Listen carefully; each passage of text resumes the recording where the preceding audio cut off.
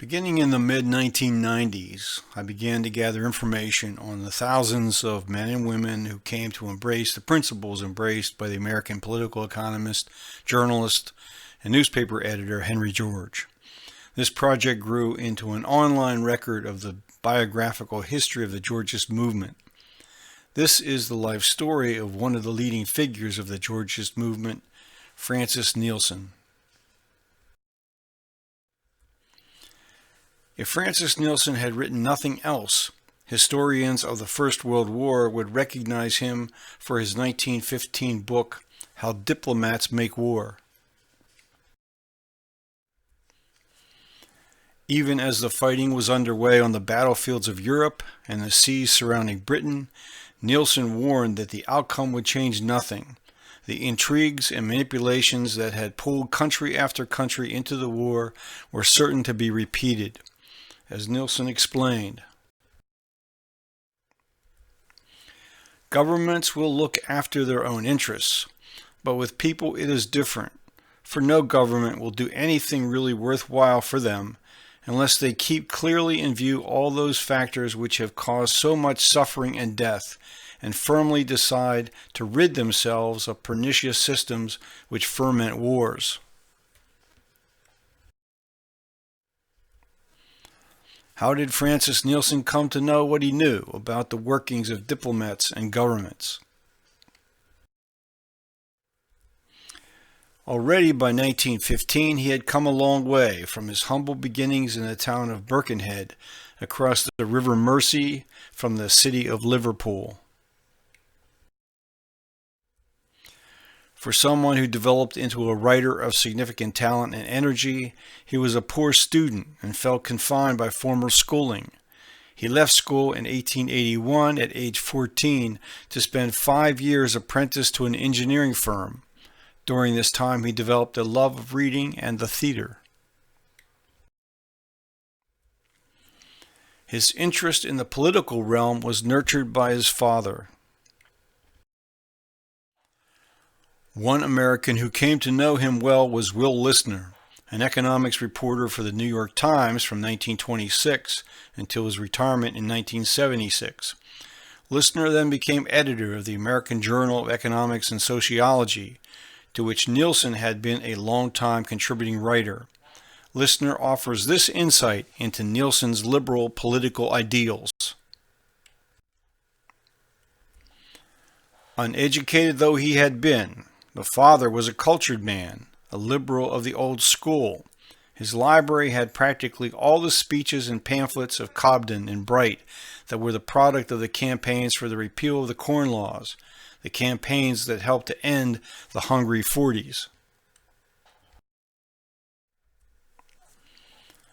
An important influence on Francis was an uncle, who read to Francis and his siblings from the works of John Stuart Mill and other major contributors to English literature.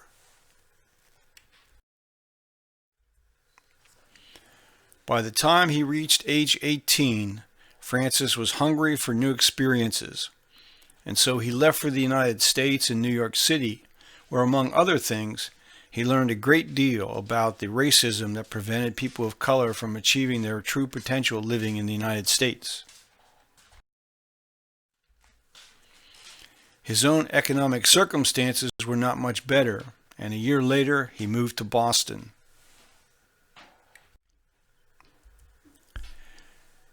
As Will Listner relates to us, he spent the free time that unemployment afforded him in the Bolston Street Library, reading every work it contained on socialism. However, the writings of socialists failed to satisfy him either intellectually or morally. Returning to New York City, he continued to study and attend lectures. One day at Cooper Union, he heard Henry George speak. After that lecture, Henry George gifted him a copy of his book, Progress and Poverty, which pulled Francis into the growing number of Henry George supporters. Yet his immediate interest had become the theater and writing.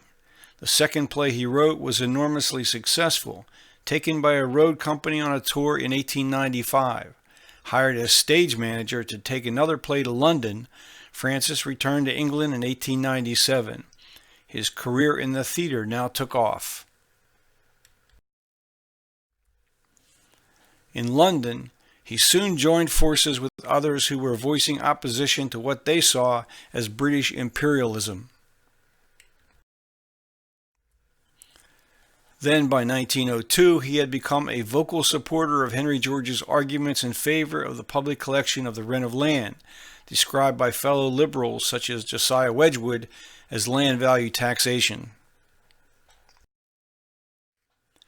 Francis was now at the center of the great liberal revival, and along with Winston Churchill was elected to the House of Commons in 1909, where he headed the group of liberals pushing for the taxation of land values. Their efforts were undermined by powerful landed interests and failed to gain widespread public support for reasons still debated by historians and those in Britain who continue to work for this reform. In any event, efforts on behalf of societal reforms were about to take a back seat to the war effort. Disgusted with the political situation, Neilson felt compelled to take action to demonstrate his deep opposition to Britain's entrance into yet another war. Will Listener writes that he resigned his seat in Parliament, retired from his position in the party, and quitted England for the United States, where he forswore his allegiance to the crown and became an American citizen. He was through with politics. Neilson's longtime friend back in Britain, Ashley Mitchell, a leading figure in the United Committee for the Taxation of Land Values, years later lamented over what they had concluded was the abandonment by Britain's political leaders of any serious effort to solve the real problems of their society. Up to 1914, up to the outbreak of the First World War, British politics were based on something like principle. At any rate, the issues were plain and the ordinary man could understand them. The conflict was between reform and privilege. The Progressive Party stood for reform, and the other party stood in defense of privilege, and even worse, in favor of reaction. Although Neilson turned away from politics, he was far from through with the struggles for social justice. In an essay written in 1921 titled "Duty to Civilization," he took the opportunity to explain why he had left Britain.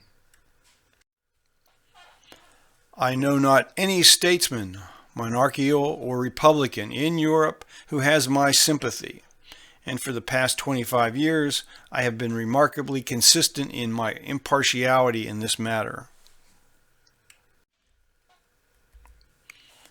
I have found but one, Sir Henry Campbell Bannerman, who was worth saying a good word for." Henry Campbell Bannerman served as Britain's Liberal Prime Minister from 1905 to 1908. He had become quite ill in the fall of 1907 and stepped down a few weeks before his death on the 22nd of April 1908. As a rising figure within liberal circles, Francis soon came into frequent contact with Winston Churchill. Keeping the above expressed sentiments regarding political figures in mind, he later recalled his first introduction to Winston. "Shortly after the Boer War, he was pointed out to me in a Manchester hotel. I think it must have been after he crossed the floor of the House, about the time he deserted the Tories and joined the Liberal Party." In his autobiography, Francis reprinted the assessment of Churchill he attributes to F.S. Oliver in The Mirrors of Downing Street. However, my limited research finds the author of this volume is one Harold Begbie. Begbie writes, "From his youth up, Mr. Churchill has loved with all his heart, with all his mind, with all his soul, and with all his strength three things: war, politics, and himself. He loved war for its dangers. He loves politics for the same reason. And himself he has always loved for the knowledge that his mind is dangerous. Dangerous to his enemies, dangerous to his friends, dangerous to himself. I can think of no man I have ever met who would so quickly and so bitterly eat his heart out in paradise.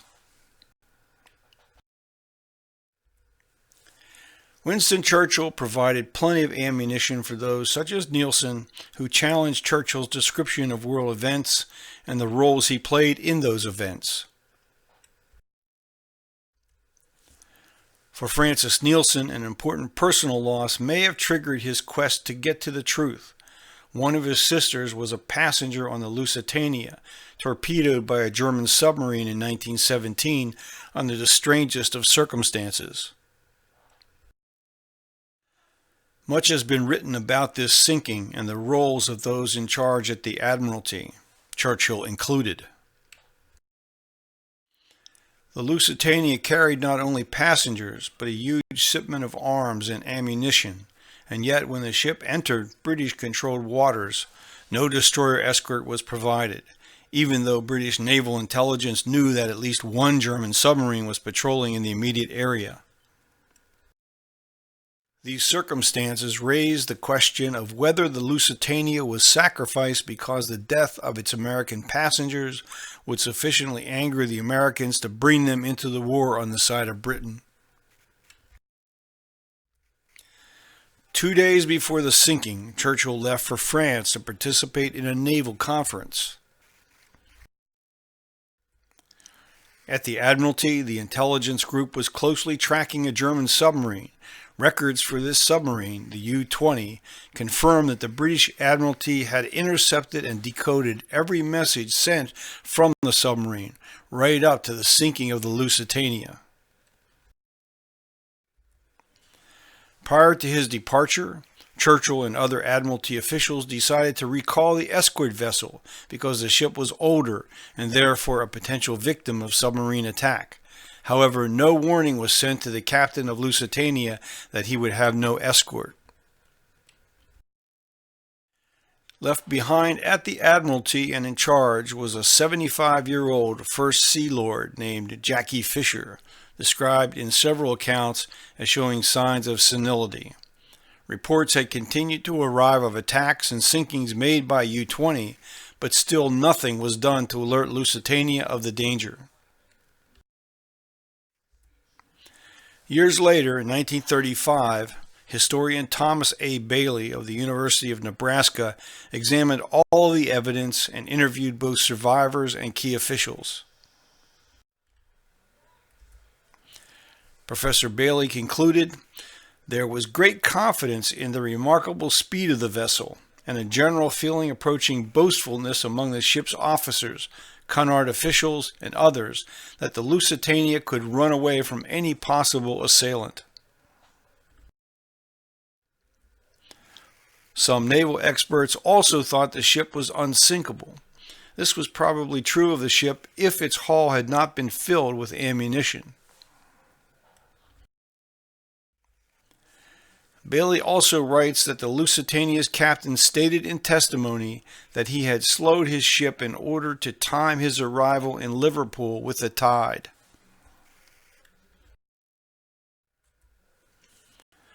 From what has been written, it seems that errors in judgment rather than a decision to sacrifice Lusitania for the greater need of American support resulted in the sinking. Yet the stage was set for future charges of conspiracy. At the time, Neilson offered no published criticism of Churchill or the Admiralty. That would come from other quarters. Decades later, Neilson described Churchill's reaction to criticism this way. His dolor when the shafts of criticism are aimed at him is really pathetic. For one who never had any mercy upon a political opponent, he reveals a tenderness that quails at reproach. What a champion of the tactics of recrimination he was when he was out of office. but what a sensitive, tender skin he has when shafts of recrimination are aimed at him. This was made quite clear as Winston's war memoirs were published and reviewed. What troubled Neilson most, it seemed, was what he saw as Winston's opportunistic shifts in that which he championed or attacked. As one who never abandoned the struggle to solve the land question, Neilson could not be faulted for looking upon Winston Churchill as a man with no strong convictions or principles. As Neilson observed, "Not even Gladstone excelled Churchill in delivering homilies upon naughty politicians and their nations, but students of the past wars in this century should be able to conclude by now that moral sentiments expressed by politicians are slippery things." Still, it is possible to form a judgment as to why they change so frequently and adapt their morals to fit the circumstances that arise from time to time. Churchill, Francis believed, was getting ahead of the historians by presenting his rationale for decisions he took that were certain to attract criticism in the cooler post-war atmosphere. Neilson felt compelled to respond. There are so many passages in this work to which the industrious and well-informed student will take exception that it is difficult to know which one or two should be considered in a critique. But it is essential for the reader to remember that Churchill is not only a protagonist, but one who shows in his work that it was necessary for him to defend his actions. Therefore, many of his recordings should not be accepted as history, but as the opinions of a man who has a personal case to present. Neilson continued his challenge in a review of the third of Churchill's volumes. As autobiography, the volumes are of great value, for they reveal a unique personality who is not afraid to expose many of his defects and seems to glory in his Jesuital career.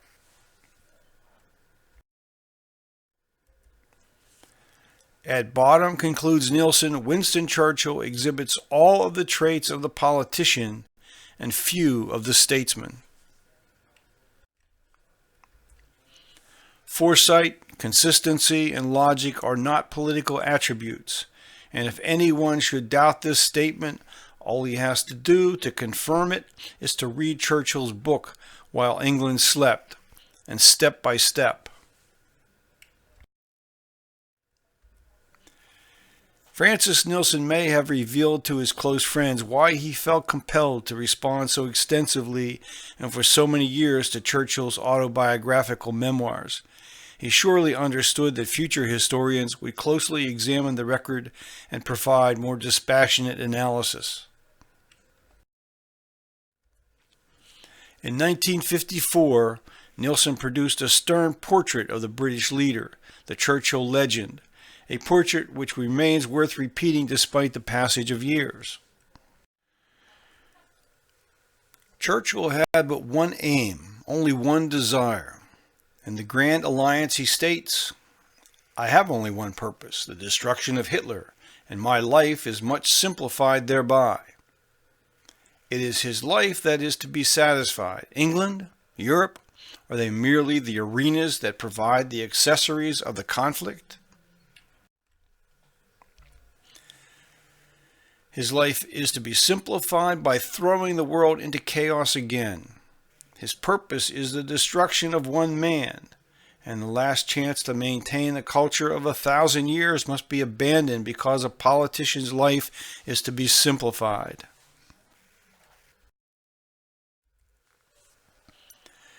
Neilson took the long view of history. He saw the rise of fascism and the Hitler regime as the inevitable consequence of vengeance rather than shared responsibility for the First World War. He never came to terms with the making of war against non-combatants, to the wholesale destruction of great cities and the physical, artistic, and cultural accomplishments of earlier generations. War destroyed much that was to Neilson the inheritance of those generations.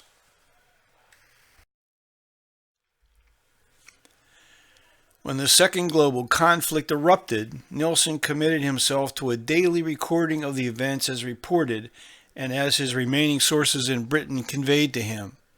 The first volume of this epic journal was published in 1940 with an introduction by University of Chicago president Robert M. Hutchins.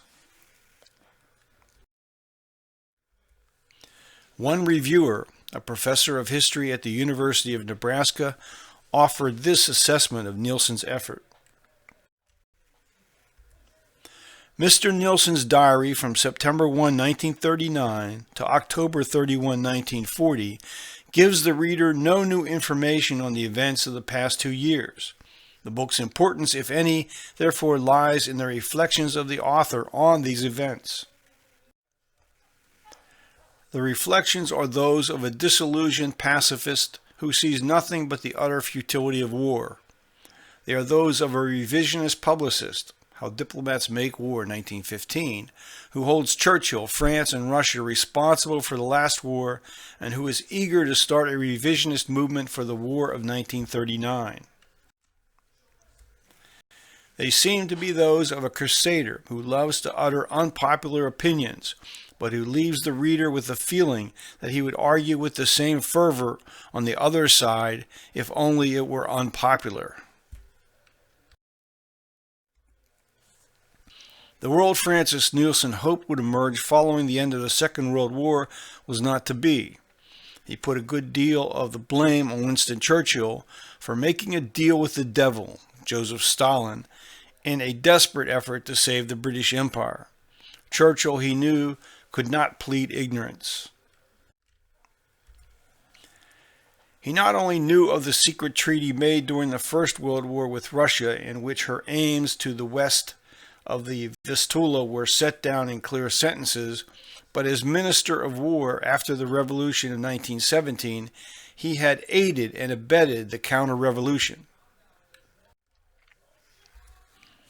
If there were one man outside the borders of Russia during World War II who knew what Russia desired and intended to obtain if Germany was conquered, it was Churchill. Could Russia's westward advance into the heart of Europe have been prevented by mere diplomacy? Neilson, in a later passage from the same writing, is pragmatic. It was a trick of fate, and she, the merciless jade, made it impossible for him to play other than an ignominious part in every transaction that was to ensue. For our modern historians and editors to labor under the delusion that, at any time after the retreat of the German armies from Russia, he could have changed the course of events, is a notion that vanishes after a moment's consideration. Nevertheless, Neilson joined with those who felt for the people whose expectation of liberation was betrayed. The French and Dutch were liberated with much destruction of their cities. The Italians were purged of their fascist aspirations and then liberated from German occupation, but the potential for democracy to find a home in Italy was severely threatened by the country's communists. And what about the future of the people of Poland, of Czechoslovakia, Austria, Hungary, Romania, Albania, Bulgaria, or the Baltic states? The future looked bleak to Neilson. The Europe of 20 years ago no longer exists. Even the Europe of Clemenceau, Lloyd George, and Woodrow Wilson is gone. And instead of peace and disarmament, we have crushing burdens of taxation and a foreboding future with the prospect of the hydrogen bomb. Is it any wonder that some of the experts are now devising plans for us to live like rats in cellars and underground shelters?